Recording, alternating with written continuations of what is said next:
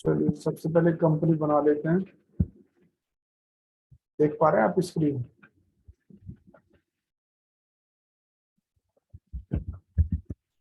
जी sir.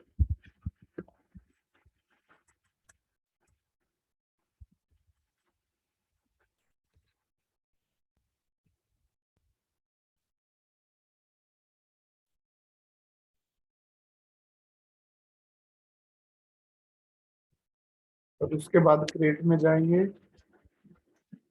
Master में create, और create में यहाँ देखेंगे हमारे पास अकाउंटिंग है, इन्वेंट्री है और हिस्ट्री रिपोर्ट है, डिटेल है, उसके अलावा कुछ भी नहीं है। तो अभी हमें यहाँ पे कुछ सेटिंग ऐसी करनी है कि यहाँ पे हमारा पेरोल भी आ जाए। तो सेटिंग होगी हमारी F11 से। F11 यहाँ पे है, F11 में ऑलरेडी ये से इसको एक बार टॉप में जाके वर्क कर लो और फिर यहाँ पे देखिए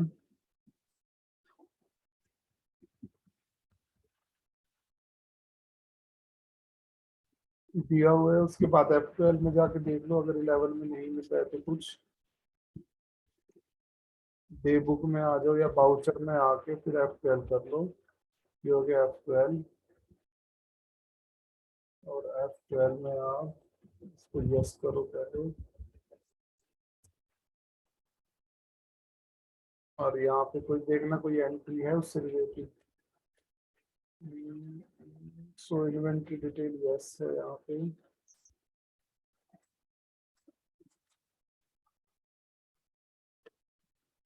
है, एक बार जाइए क्रिएट में और देखिए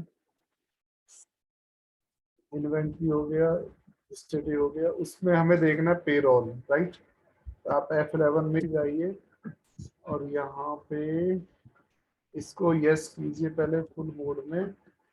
और अब क्या दिखाई दे रहा है आपको? सबसे पहला पार्ट अकाउंटिंग, सेकंड वाला कौन सा है? अकाउंटिंग। सेकंड इन्वेंट्री, थर्ड वाला टैक्स, फोर्थ वाला ऑनलाइन एक्सेस। क्लियर नहीं दिख रहा। सॉरी, अच्छा।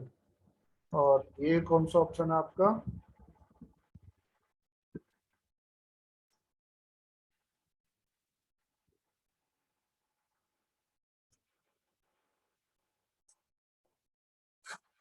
दिखाई नहीं दे रहा है आपको?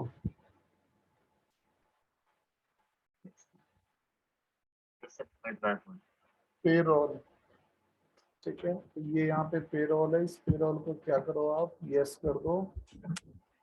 ओके जी। कहाँ मिलेगा आपको? F11 में। ओके, लेकिन ध्यान रहे आप दोनों ऑप्शन क्या कर लोगे, यस कर लोगे इसके।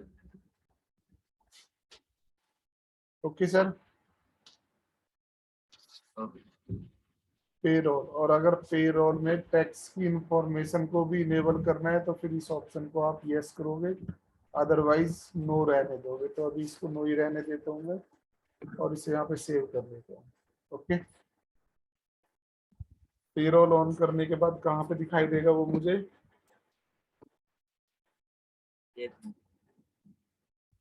F11 से पेरोल ऑन करने के बाद, ये दोनों यस करने के बाद, यहाँ पे पेरोल को यस करने के बाद फिर अगर मैं क्रेट में जाता हूँ तो क्रेट में मुझे ये एक और डिटेल मिल आ जाएगी यहाँ पे बन के, और वो डिटेल किससे रिलेटेड है?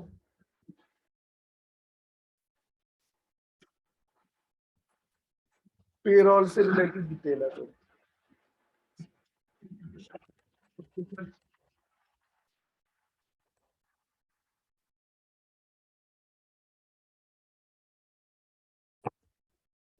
कोई क्वेश्चन यहाँ तक दिखाई दे रहा है? पेरोल वाला पार्ट आपको, ये पेरोल। और अगर ये पेरोल नहीं आएगा तो इस पेरोल की सेटिंग आप कहाँ से करेंगे? गेटवे ऑफ टैली पे F11 प्रेस करेंगे और वहां पे फिर पेरोल को क्या कर देंगे, यस कर देंगे, राइट। इतना सा काम करना है। अब सर इसमें क्या क्या है आपके पास? पेरोल में क्या क्या लिखा हुआ आपको? पेरोल का मतलब क्या है?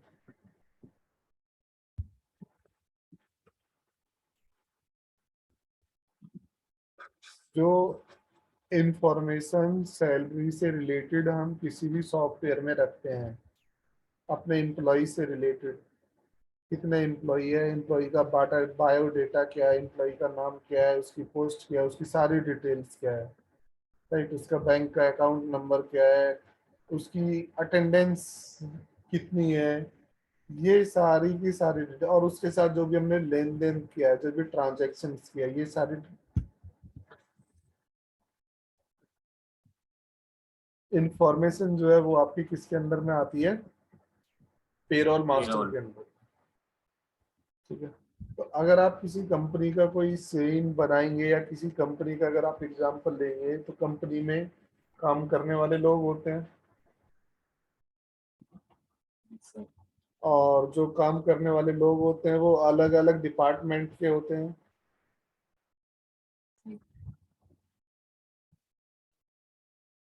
ठीक है जी। जो काम करने वाले लोग हैं वो अलग अलग डिपार्टमेंट के होते हैं। कंपनी में बहुत सारे डिपार्टमेंट्स होते हैं। कोई एक डिपार्टमेंट का नाम बताओगे? कौन कौन से डिपार्टमेंट होते हैं कंपनी में? HR, HR, sales, purchase, production, account, कितने भी हो सकते हैं, ऐसा कोई ये नहीं है कि बस इतने ही होंगे, 2 या 4 या 10 की गिनती है। जितनी बड़ी कंपनी उतने ही ज्यादा डिपार्टमेंट, जितनी छोटी कंपनी उतने ही कम डिपार्टमेंट। ठीक है जी। ये इतना समझ में आया आपको? अब अगर इतना समझ में, थियोरेटिकल वाला पार्ट समझ में आ गया, तो फिर जो डिपार्टमेंट है वो डिपार्टमेंट हम कैसे बनाए कंपनी में? तो कंपनी में डिपार्टमेंट बनाने के लिए हमें एक ही ऑप्शन दिया हुआ है, वो है एम्प्लॉय ग्रुप। इस एम्प्लॉय ग्रुप के अंदर हम डिपार्टमेंट बनाते हैं सारे। तो मतलब ये वाला जो ऑप्शन है, ये ऑप्शन सिर्फ और सिर्फ किसके लिए होगा? डिपार्टमेंट बनाने के लिए, राइट। अगर डिपार्टमेंट हमने बना लिया तो डिपार्टमेंट का काम क्या होगा? डिपार्टमेंट अगर हमने बना लिए तो उस डिपार्टमेंट का काम है कि हमें ये पता चलेगा कि कौन सा एम्प्लॉय किस डिपार्टमेंट में काम करता है। हमारे पास 10 एम्प्लॉय है, तो 10 एम्प्लॉय में से 10 के 10 एम्प्लॉय कौन से डिपार्टमेंट में, ये पता चलेगा। हो सकता है कि हर एम्प्लॉय अलग डिपार्टमेंट में हो, एक डिपार्टमेंट में एक एम्प्लॉय है तो 10 डिपार्टमेंट में 10 एम्प्लॉय जाएंगे। हो सकता है 10 के 10 एम्प्लॉय एक ही डिपार्टमेंट में हो। तो वो सारी जो स्थिति है वो कंडीशन के हिसाब से है। तो जो आपका सेकंड पॉइंट है, एम्प्लॉय, एम्प्लॉय कुछ ऐसे समझ लो कि जैसे आपने लेजर बनाया, लेजर का नाम जो मर्जी रखा और उसको रखा एक पर्टिकुलर ग्रुप में, राइट। इसी तरह से आप एम्प्लॉय का जब आप डिटेल्स फीड करेंगे तो वो एम्प्लॉय किस डिपार्टमेंट में वर्क करता है ये आपको बताना पड़ेगा। तो एम्प्लॉय ग्रुप पहले हमें इसीलिए बनाने पड़ते हैं कि जब हम एम्प्लॉयज की एंट्री करेंगे तो एम्प्लॉय का नाम, एम्प्लॉय का डिपार्टमेंट, डिपार्टमेंट पूछेगा तो आपने ग्रुप नहीं बनाए हुए हैं, तो ग्रुप जो है वो आप बेसिकली डिपार्टमेंट ही बना रहे हैं, राइट। तो आपने डिपार्टमेंट बना लिए, उसके बाद फिर आप जब एम्प्लॉय की एंट्री कर रहे हैं तो वो आपसे पूछ रहे हैं डिपार्टमेंट में आप डाल रहे हैं उस एम्प्लॉय को।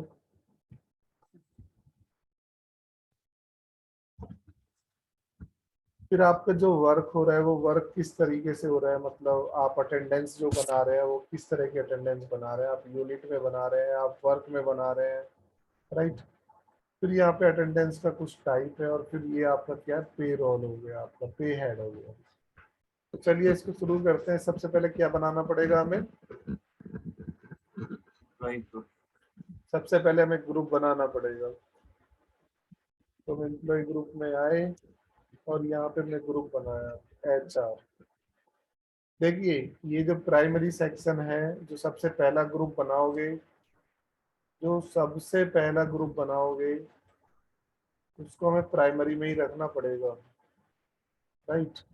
लेकिन उसके बाद जो दूसरा ग्रुप बनाओगे आप, HR1, इसको अब आप रख सकते हो किसी दूसरे के अंदर, अगर चाहो तो यहाँ से अपना बना सकते हो, राइट। तो भाई HR1 जो है वो HR के अंडर में ही हो, ऐसा कुछ आप यहाँ पे क्या कर सकते हो, लिख सकते हो, ठीक है। तो हमने एक HR बना रखा था, और अब हम चाहे कि ये जो HR1 है, ये HR1 किसका पार्ट रहे, HR का ही पार्ट रहे, तो हम फिर यहाँ पे प्राइमरी की जगह HR सेलेक्ट करते हैं। इसमें कुछ समझाओ मुझे, क्या समझ में आया आपको।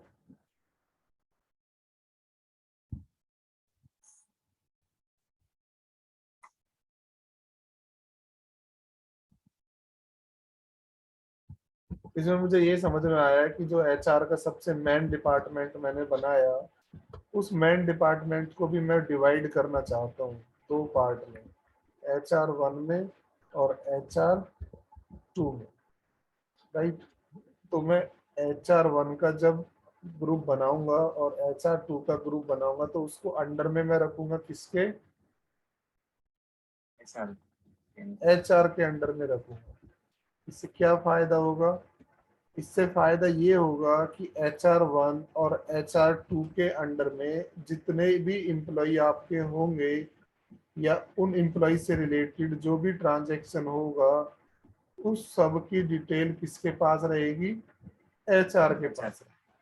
HR1 में अगर मेरे पास अमित है, सुमित है, रोहित है,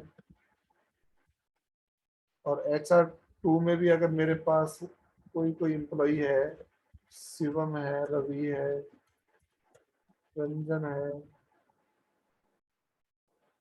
तो अगर मुझे इन तीनों का लेन देन देखना होगा कि इन तीनों का क्या हिसाब किताब है, तो मैं HR2 को ही देखूंगा। अगर मुझे इन तीनों का देखना होगा क्या हिसाब किताब है, तो मैं HR1 पे ही जाऊंगा, HR2 पे नहीं जाऊंगा, राइट। लेकिन अगर मुझे इनका और इनका दोनों का देखना होगा, तो फिर मैं किस पे जाऊंगा,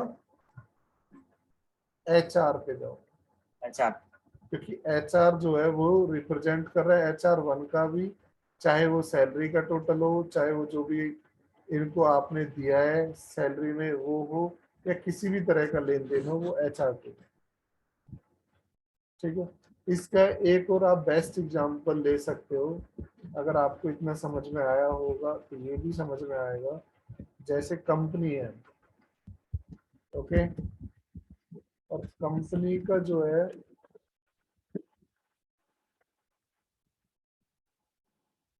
जो मेरी कंपनी है,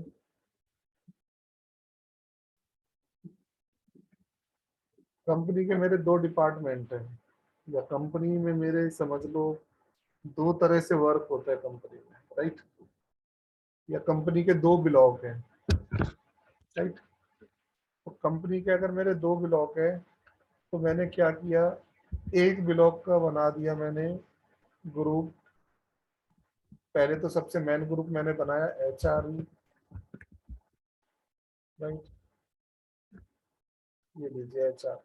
और उसके बाद जो कंपनी है, कंपनी के दो ब्लॉक है, एक ही जगह पे कंपनी है लेकिन दो अलग अलग बिल्डिंग है उसकी, और उन दोनों अलग अलग बिल्डिंग का कंपनी हमारी एक ही बनी हुई है टैली में। लेकिन जो फर्स्ट बिल्डिंग है, मतलब ब्लॉक 1 है, उस ब्लॉक 1 में मुझे जितने भी HR के एम्प्लॉय है उनका हिसाब किताब, जो ब्लॉक 2 है उसमें ब्लॉक 2 वालों का हिसाब किताब रखना है। कंपनी एक ही है, कंपनी में जितने भी HR है, लेकिन वो HR दो जगह बटे हुए हैं, एक ब्लॉक 1 में, एक ब्लॉक 2 में, लेकिन सारे रिप्रेजेंट करते हैं कंपनी को ही। और कंपनी ने क्या कर रखा है, एम्प्लॉय को डिवाइड करके दे रखा है कि यहाँ पे ABCDEF, ये वाले एम्प्लॉय कहाँ पे काम करेंगे, ब्लॉक 1 में काम करेंगे, और ये वाले एम्प्लॉय कहाँ पे काम करेंगे,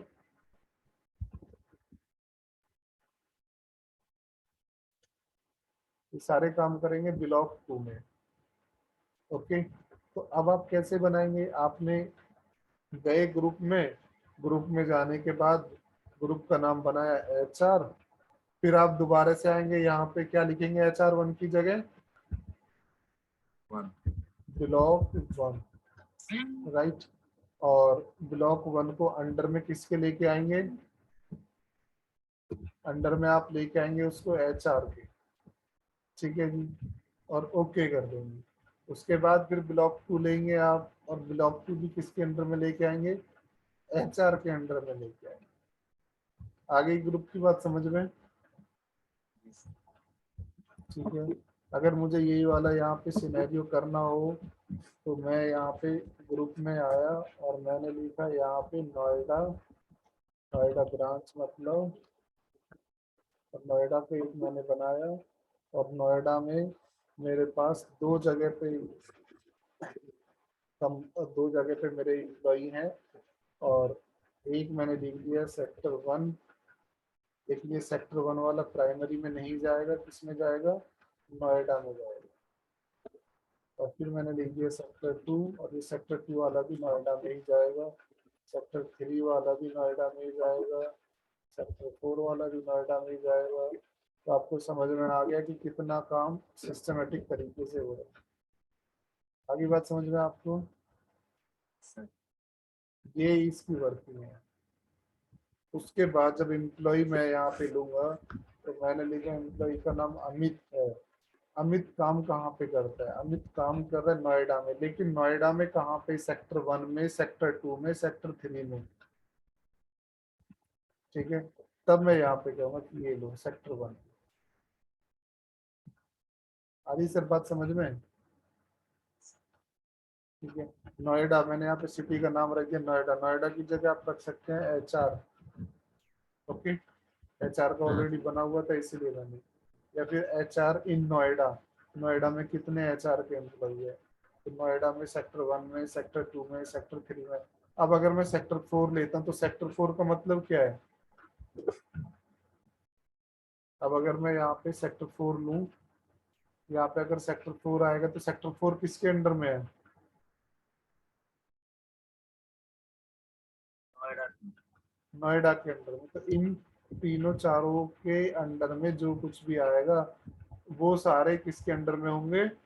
सबसे मेन नोएडा के अंडर में होंगे। आपको टुकड़े में देखना है सेक्टर 4 में कितने, तो सेक्टर 4 के उसमें जाओ, लेकिन आपको पूरे नोएडा का देखना है तो आपको अलग अलग में जाने की जरूरत नहीं, सीधे नोएडा में पता चल जाएगा कि कितने आपके पास क्या है, कितने आपके पास एम्प्लॉई है टोटल। ओके जी, इसमें कोई प्रॉब्लम? ग्रुप में एक सिंगल ग्रुप बना सकते हैं, और एक ग्रुप बना के उसको फिर सब ग्रुप में हम क्या कर सकते हैं? डिवाइड कर सकते हैं। ओके, उसके बाद चलते हैं एम्प्लॉय में। एम्प्लॉय में आके यहाँ पे एम्प्लॉय का पूरा बायोडेटा आपको देना पड़ेगा, और फिर वो अंडर सबसे मेन जो आपने लास्ट स्टेप में किया कि वो किसके अंडर में आएगा, फिर उसने ज्वाइन कब किया है। सैलरी डिटेल देखो यहाँ पे भी दी हुई है, और सैलरी डिटेल आपको यहाँ पे भी दी हुई थी जब आप क्या बना रहे थे? ग्रुप बना रहे थे, राइट। आप जब ग्रुप बनाते हैं सैलरी डिटेल आपको यहाँ भी दी हुई है, ठीक है। इसका मतलब सैलरी से रिलेटेड वर्क आप उसी समय भी स्टार्ट कर सकते हो। अगर ग्रुप बनाते समय स्टार्ट नहीं किया तो एम्प्लॉय जब आप ले रहे हो तब आप सैलरी की डिटेल कंप्लीट कर सकते हो, राइट। ओके, यहाँ से। और नहीं तो सबसे लास्ट में कहाँ पे करेंगे? जो हमारा सेकंड लास्ट ऑप्शन है पे हेड। पे हेड में जाके हम वो सारे लेजर बनाएंगे जिनकी हमें क्या होती है? जरूरत होती है। तो एम्प्लॉय, उसके बाद सबसे पहले पेरोल, सॉरी ग्रुप, उसके बाद एम्प्लॉय, उसके बाद यूनिट, फिर अटेंडेंस, फिर पे हेड, और फिर ट्रांजैक्शंस, ठीक है। तो चलते हैं अब इसमें पे मास्टर में एम्प्लॉय ने एंट्री बनाई अमित की, अमित को लिखा हमने HR में, और ये सारी डिटेल हम उसकी फीड करेंगे। इस डिटेल में कोई भी एक ऐसा वो नहीं होना चाहिए जिसका मतलब हमें फील्ड का मतलब नहीं पता होना चाहिए। एम्प्लॉय नंबर का मतलब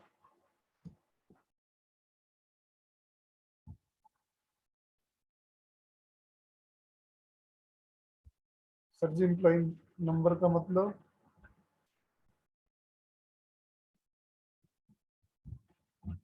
जब भी हम किसी भी कंपनी में ज्वाइन करते हैं तो वो हमें एक नंबर प्रोवाइड करते हैं। ओके, एम्प्लॉय का नंबर प्रोवाइड करते हैं।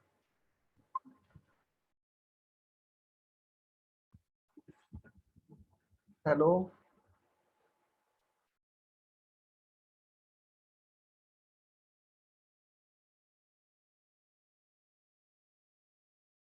हाँ जी सर। इन सारी डिटेल का मतलब क्या है? जर्नल इंफॉर्मेशन किससे रिलेटेड है? जर्नल इंफॉर्मेशन सर नंबर किसकी डिटेल भर रहे हैं हम? एम्प्लॉय का, एचआर का। एम्प्लॉय का भर रहे हैं, एचआर का नहीं भर रहे हैं। एचआर का तो काम खत्म। एचआर तो एक डिपार्टमेंट है बस। उस डिपार्टमेंट में कौन कौन काम कर रहे हैं वो होंगे हमारे एम्प्लॉय। तो यहाँ पे हम एम्प्लॉय की डिटेल भर रहे हैं। एक एम्प्लॉय जिसका नाम अमित है वो काम कर रहा है एचआर में। एलाइज का मतलब उसका कोई दूसरा नाम भी हो तो वो भी लिख सकते हैं हम यहाँ पे। उसको हम टॉनी बोलते हैं, उसको हम रवि भी बोलते हैं। तो उसका कोई दूसरा नाम अगर होता है, एक आदमी के एक से ज्यादा नाम होते हैं तो एलाइज का मतलब वही होता है, उर्फ। उसके बाद उसका डिपार्टमेंट कौन सा है, उसने कंपनी को किस दिन ज्वाइन किया, और उसकी सैलरी का स्ट्रक्चर क्या है। ठीक है, तो सैलरी का स्ट्रक्चर हम लास्ट में करेंगे। उसके बाद जो अमित है, इस अमित की बाकी की इंफॉर्मेशन, अगर आप किसी भी कंपनी में काम करते हो, किसी भी स्कूल में पढ़ रहे हो, किसी भी कॉलेज में पढ़ रहे हो, तो आपका एक यूनिक नंबर होता है। ओके, वो नंबर कुछ भी हो सकता है, कंपनी का अपने हिसाब से देगी। हो सकता है आपका नंबर हो G1005, ये आपका एम्प्लॉय नंबर हो गया। Okay sir. उसके बाद फिर आपसे पूछ रहा है डेजिग्नेशन। डेजिग्नेशन का मतलब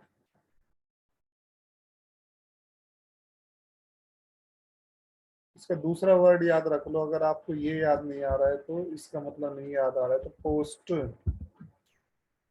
पोस्ट का मतलब, डाक, हाँ जी, डाक।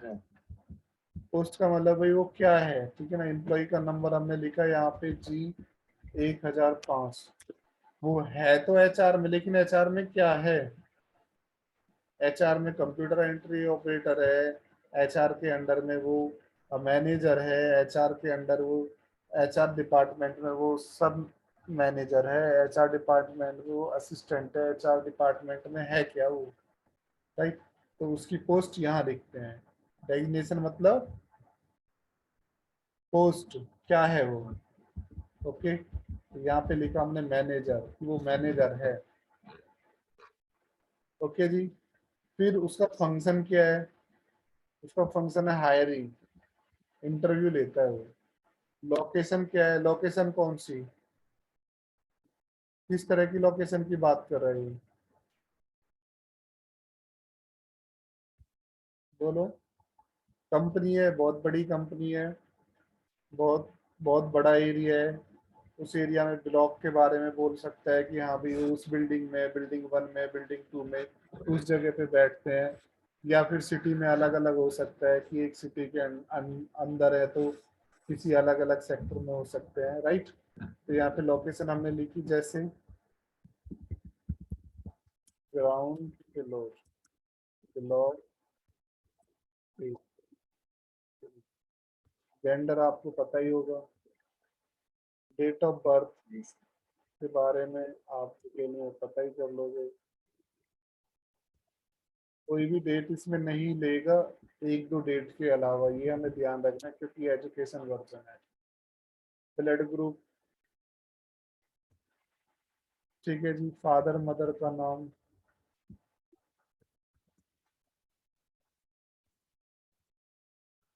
स्पाउस मतलब वाइफ का, वाइफ उसका। का नाम। एड्रेस, एम्प्लॉय का एड्रेस,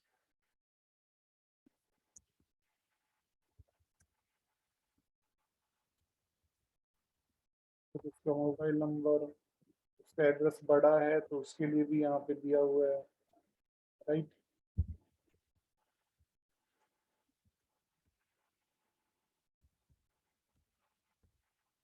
उसका फोन नंबर यहाँ पे लिख सकते हैं, उसकी ईमेल आईडी यहाँ पे दे सकते हैं।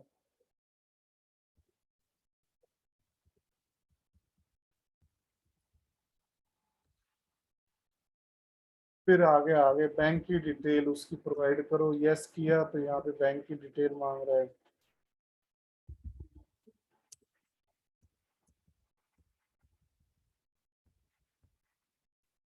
ब्रांच का नाम यहाँ पे बना लो, ब्रांच का नाम कोई भी आएगा।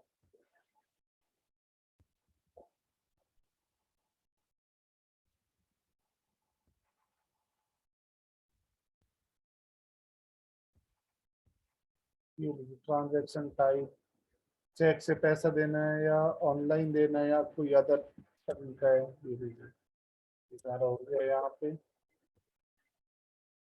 पैन, पैन की फुल फॉर्म क्या होती है? Pan card. पैन कार्ड की फुल फॉर्म क्या है?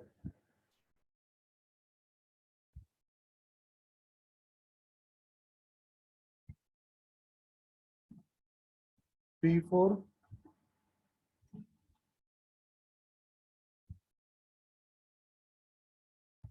Permanent, permanent account number. Okay sir. Pan की फुल फॉर्म क्या है? Account number. Permanent account number, ठीक है। एक ऐसा नंबर जो आपका परमानेंट रहेगा और उसी के हिसाब से आपका टैक्स कटता रहेगा। ओके जी, ये लीजिए। आधार नंबर आपको पता है, और इसका एक फॉर्मेट होता है pan card, right. Pan card का एक फॉर्मेट होता है, उसी फॉर्मेट पे काम करता है।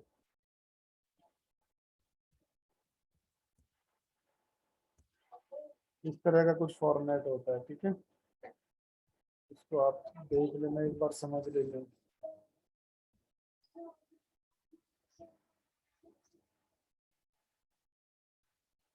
ओके जी। परमानेंट अकाउंट नंबर, ये इसका एक परफॉर्म होता है, जो फोर्थ डिजिट कैरेक्टर होता है उसका सरनेम होता है किसी का भी, राइट, जो उसमें पैन कार्ड में दे रखा होगा उसका सरनेम। उसके बाद फिर ये आगे 3 डिजिट आपको मिलेंगे, उसके बाद फिर लास्ट में 1 कैरेक्टर मिलेगा आपको। उसके बाद आपके पास आधार नंबर है, उसी उसके बाद फिर एक यूएन नंबर है, यूनिवर्सल अकाउंट नंबर। यूएन की फुल फॉर्म क्या है? Universal account. Universal account number एक ऐसा अकाउंट नंबर जो पीएफ के लिए यूज होता है, और आप कितनी भी कंपनियां चेंज करो, हर कंपनी में आपका जो पीएफ कटेगा वो उसी अकाउंट नंबर में जाएगा। कौन से में? यूएन में, यूनिवर्सल अकाउंट नंबर, ठीक है। पीएफ अकाउंट नंबर पहले होते थे, हर कंपनी के लिए एक अलग पीएफ का खाता ओपन होता था, अब वो बंद हो गया, अब हमारा यूएन में ही जाता है सारा कुछ, ठीक है। इसी तरह से पीआर अकाउंट नंबर होता है, जिसमें हमारा क्या बोलते हैं हम, जो पैसा कटता है रिटायरमेंट के बाद, कुछ मिलता है प्राइवेट में, अब वो सब जुड़ता रहता है इसमें प्राण में, राइट। ईएसआई किसके लिए यूज होता है?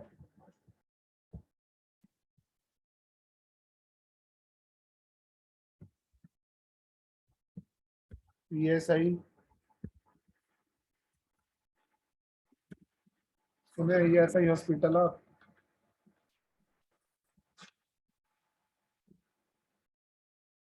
ईएसआई हॉस्पिटल सुना है सर? जी सर।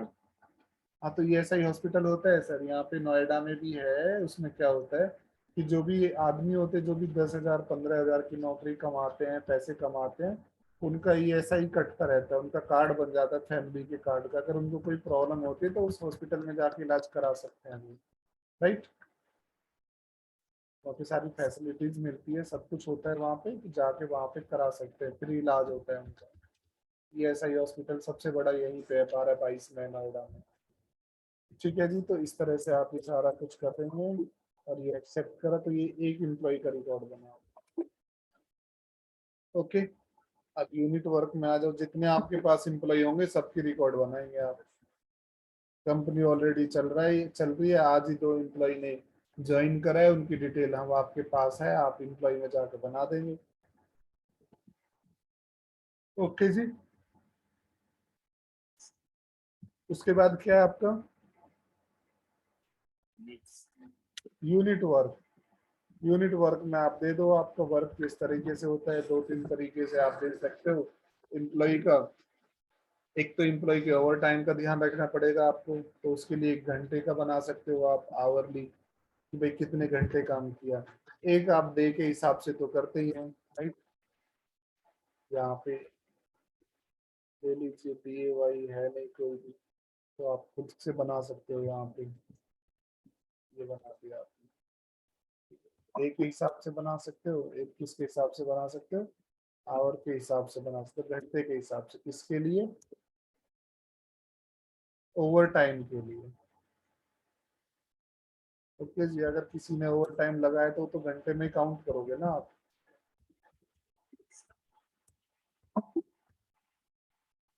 ये बोलो। उसके बाद क्या बचा हमारे पास? अटेंडेंस बची, राइट।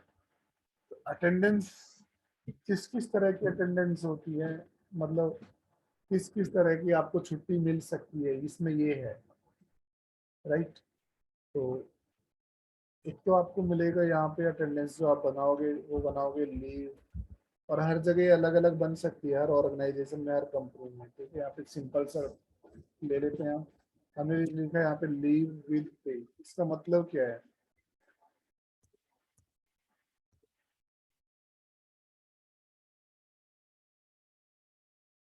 राइट। लेजर का नाम कुछ भी रख लो आप। आपने रख लो यहाँ पे सिक लीव। सिक का मतलब बीमार। यहाँ पे आप जाएंगे कि भाई आप बीमार हो गए, तो और आपने छुट्टी ले ली बीमारी के लिए, तो आपको क्या होगा? आपको पैसे मिलेंगे या नहीं मिलेंगे छुट्टियों के? अगर नहीं मिलेंगे तो कौन सा ऑप्शन आएगा फिर यहाँ पे? सेकंड वाला ऑप्शन, लीव विद आउट पे। इसका मतलब क्या हुआ? लीव विद आउट पे, छुट्टी। विदाउट का मतलब बिना, पे का मतलब दिए हुए, बिना पैसे मिले छुट्टी। पहले वाले का क्या मतलब है? अटेंडेंस लीव विद पे। इसका मतलब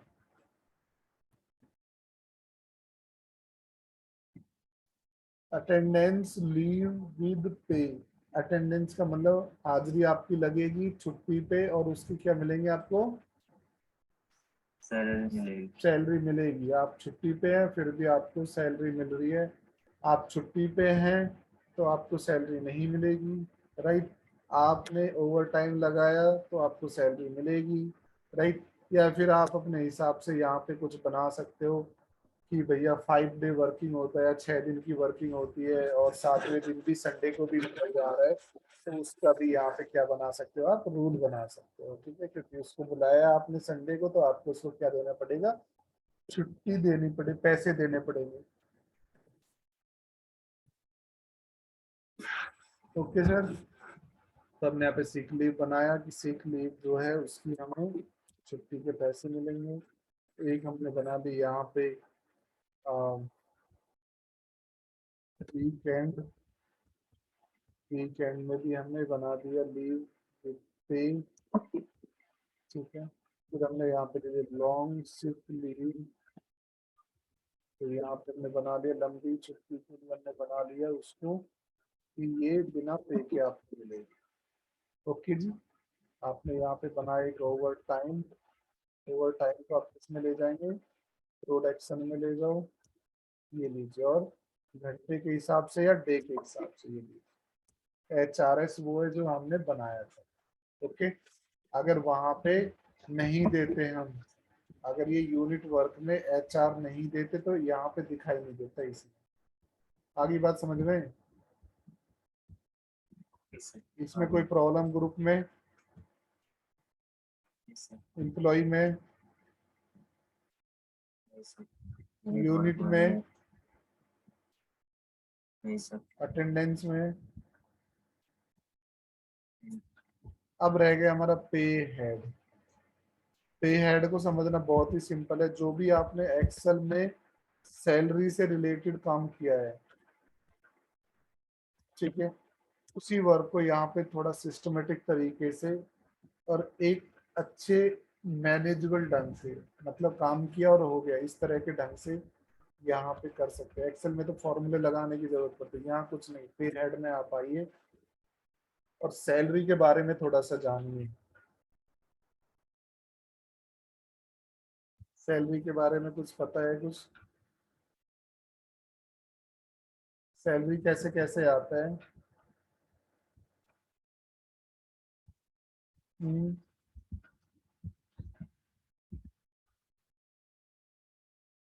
बोलिए सर, बोलिए बोलिए।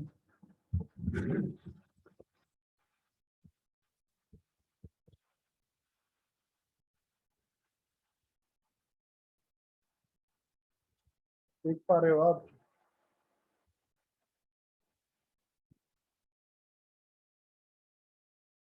सैलरी के दो पार्ट में डिवाइड कर देंगे हम, अर्निंग और डिडक्शन। ठीक है जी। जो आपकी सैलरी है उसमें जुड़ क्या रहा है और आपकी सैलरी में से घट क्या रहा है, आगे बात समझ में आपको? तो आपकी सैलरी में जुड़ता क्या है और आपकी सैलरी में घटता क्या है? अगर जुड़ने की बात करें तो सबसे पहले हमारा जो सबसे मेन होता है वो होता है हमारा बेसिक सैलरी। फिर क्या होता है हमारे पास?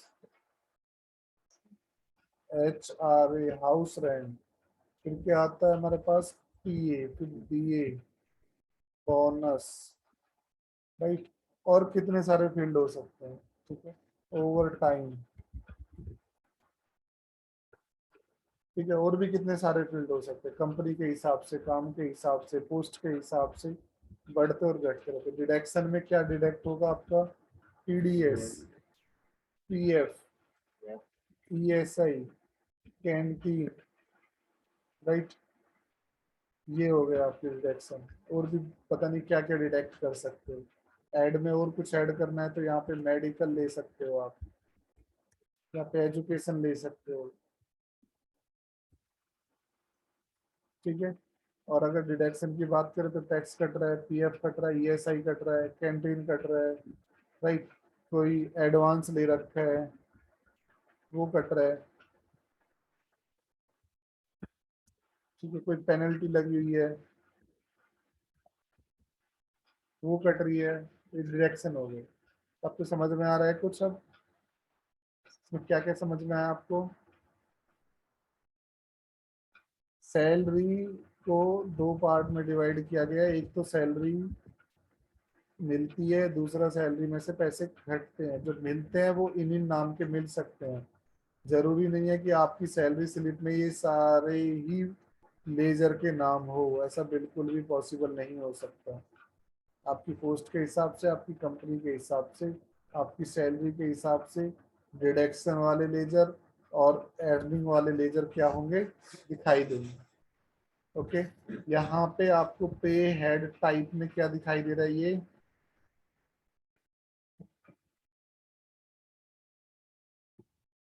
आप पढ़ सकते हैं इसको? नहीं सर, थोड़ा जूम। ये लिखा हुआ है अर्निंग फ्रॉम एम्प्लॉय। ओके जी, ये लिखा हुआ है अर्निंग फ्रॉम एम्प्लॉय। एम्प्लॉय।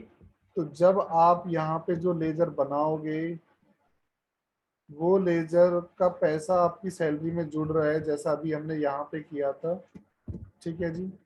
वो लेजर का पैसा अगर आपकी सैलरी में जुड़ रहा है तो फिर आप कौन सा यूज करोगे? पे हेड टाइप क्या यूज करोगे? Earning from employ.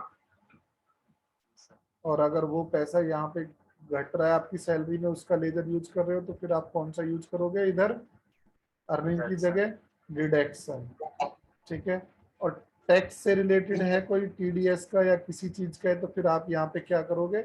टैक्स से रिलेटेड वाले पे हेड ले लोगे। कैसे? जैसे मैंने यहाँ पे लिया बेसिक सैलरी, बेसिक सैलरी में हमने यहाँ पे लिया अर्निंग फ्रॉम एम्प्लॉय। ओके जी, ये लीजिए इनडायरेक्ट एक्सपेंस में डालोगे आप इसको। पता है ना सैलरी किस में जाती है? Salary direct expense. हाँ, तो अब सैलरी को हम डिफाइन कर रहे हैं, लेकिन है तो सारी सैलरी, तो सब इनडायरेक्ट एक्सपेंस में। अब मैं यहाँ पे क्या करूँगा, इसको यूजर डिफाइन का मतलब क्या होता है, जितना यूजर बताए उतना मान ले, ठीक है, उतना आ जाए। ओके जी, अटेंडेंस पे आए, प्रोडक्शन पे आए, कंप्यूट वैल्यू पे आए, सबके अलग अलग मायने हैं, मतलब है यहाँ पे एज यूजर डिफाइन वैल्यू हम ले लेंगे, तो वो हमसे कुछ पूछेगा नहीं और सीधा क्या होगा, हमारी एंट्री हो जाएगी। उसके बाद मैंने HRA का बनाया, HRA earning from employ, indirect expense मैंने यहाँ पे कर दिया। उसके बाद यूजर डिफाइन करूंगा तो ये मेरे से कुछ पूछेगा नहीं, लेकिन अगर मैं यहाँ पे कंप्यूट वैल्यू करूंगा तो ये देखिए राउंड अप में कुछ नहीं, मतलब पॉइंट के बाद की 0 1 है या नहीं। तो अगर हम कंप्यूट वैल्यू करेंगे तब ये हमें आगे के ऑप्शंस देगा। राउंडेड मेथड का मतलब दशमलव के बाद की वैल्यू, पॉइंट के बाद की वैल्यू क्या हो जाए, राउंड ऑफ हो या ना हो, नॉट एप्लीकेबल कर दिया हमने। तो जैसा है वैसा ही रहे, पॉइंट में है कुछ तो रहे, नहीं है तो ना रहे, ये इसका मतलब है। ठीक है जी, तो जब हम एज कंप्यूट वैल्यू करेंगे तभी ये कंप्यूटेशन की इंफॉर्मेशन आएगी, और इसमें पूछेगा कि करंट अर्निंग को क्या करना है, आपको जोड़ना है, राइट, या घटाना है, या सब टोटल करना है, स्पेसिफिक फॉर्मूला। तो हम स्पेसिफिक फॉर्मूला लगाएंगे, बेसिक सैलरी यहाँ पे सेलेक्ट करेंगे, एंड टू लिस्ट करेंगे, परसेंटेज सेलेक्ट करेंगे और यहाँ पे परसेंटेज लिख देंगे। इसका मतलब क्या हुआ, जो ये HRA है ये अर्निंग फ्रॉम एम्प्लॉय में आएगा। यहाँ पे इसको हमने कंप्यूटेड वैल्यू दिया, तो ये जो HRA है, ये HRA हमें कितना मिलेगा, 10% मिलेगा। 10% मिलेगा, किसका 10% मिलेगा, इस बेसिक सैलरी का मिलेगा। और ये बेसिक सैलरी का ऑप्शन कब आएगा, जब आप यहाँ पे कंप्यूट वैल्यू रखोगे और यहाँ पे आप क्या रखोगे,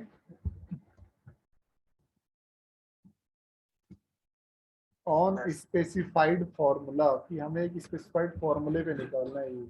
आगे सर बात समझ में? इसको एंटर किया हमने, इसी तरह से फिर हम दिए earning from employ, indirect expense, यहाँ पे आए कंप्यूट वैल्यू, परसेंटेज, और यहाँ पे हम इतना परसेंट दे देंगे। लेकिन ये 5% किस किस का आएगा, ये हमें यहाँ पे बताना पड़ेगा इनको। ठीक है, कंप्यूट की जगह हम यूज कर रहे थे स्पेसिफिक फॉर्मूला। अगर कंप्यूट करेंगे तो पूछेगा नहीं किस लेजर का कितना परसेंट आएगा, इसलिए हमें स्पेसिफिक फॉर्मूला में जाना पड़ेगा। तो ये हमसे जो जो लेजर ये हमसे पूछेगा, वो लेजर हमें क्या करने पड़ेंगे, सेलेक्ट कर लेंगे, जिस जिस लेजर का हमें 5% निकालना है। तो हमने बेसिक लिया, फिर ऐड पे हेड में जाके फिर HRA लिया, फिर एंड ऑफ लिस्ट किया। तो अब बेसिक और HRA दोनों का टोटल करेगा जितना उसमें होगा, और उसका कितना परसेंट निकालेगा, 5%। और किस में रख देगा उसको, किस में रखेगा उसको, जो बेसिक और HRA का 5% आएगा वो किसकी वैल्यू रहेगी, वो तो DA की वैल्यू रहेगी। DA निकाल रहे, DA कितना होगा, DA बेसिक और HRA को जोड़ के जितना भी होगा उसका 5% निकालना है। 5% निकल के, और वो वैल्यू किसकी होगी, आपकी DA की वैल्यू होगी। अगर किसी का बेसिक है 8,000 और उसका HRA है 300, जोड़ेगा इसको 8,300, और 8,300 का कितना परसेंट निकालेगा, 5% निकालेगा। जो भी 5% निकालने के बाद आएगा वो कहाँ सेव होगा, जाके आपका DA में। कब कब सेव होगा DA में,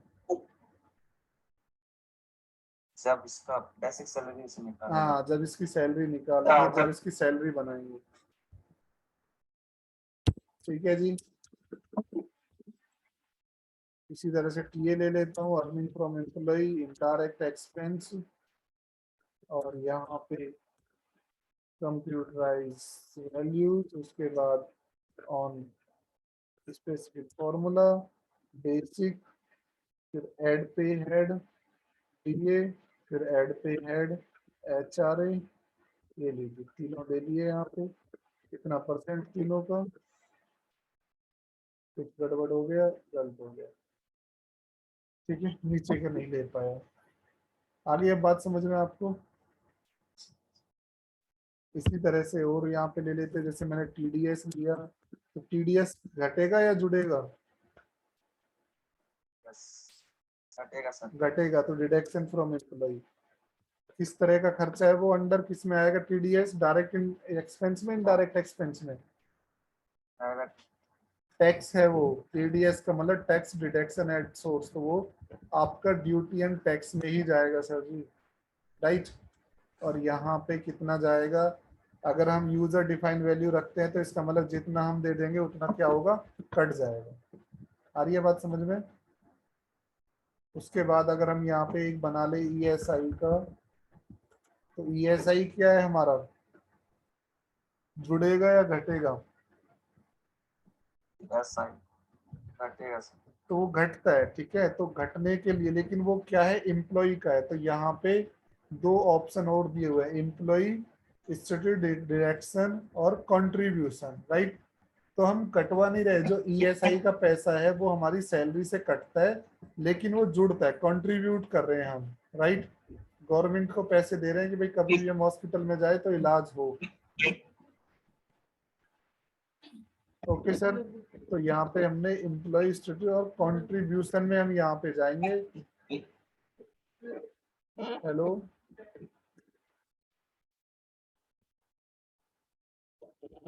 ठीक है सर। डायरेक्ट एक्सपेंस ये देते हैं tax.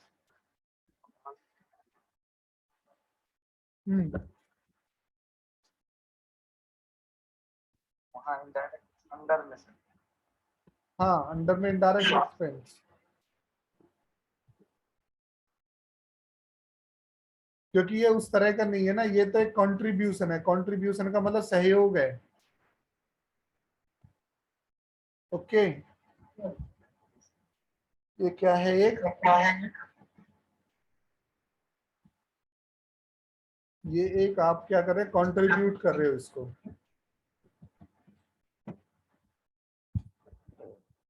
Okay sir. Basic DA HRA TA, बस इन सब पे ही लगाना था मुझे। ये दो बार आ गया यहाँ पे।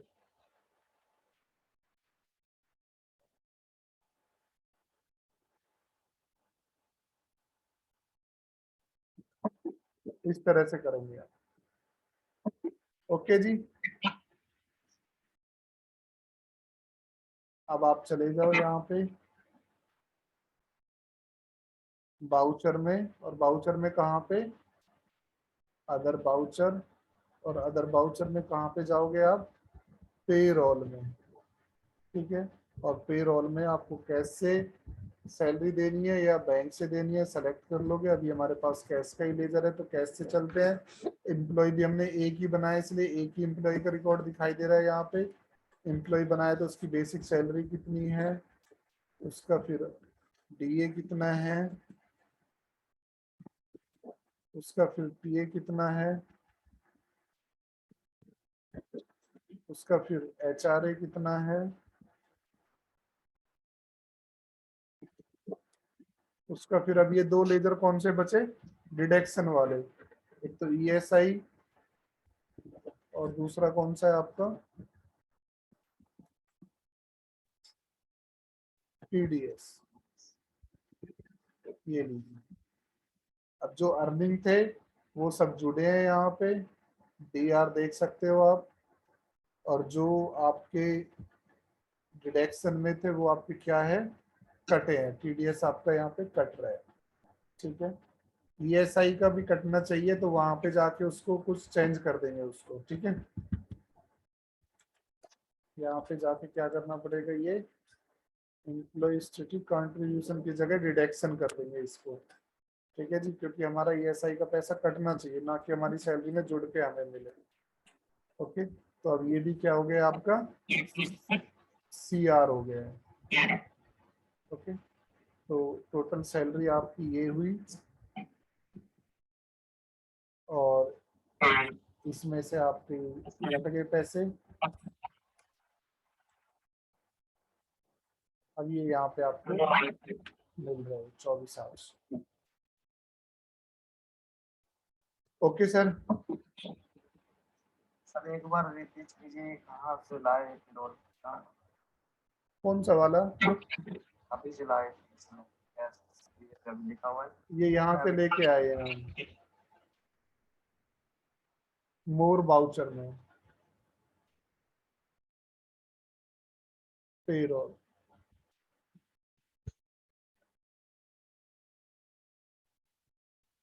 ओके सर,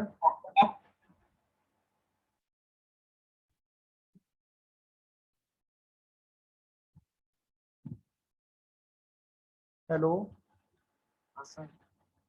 अदर वाउचर में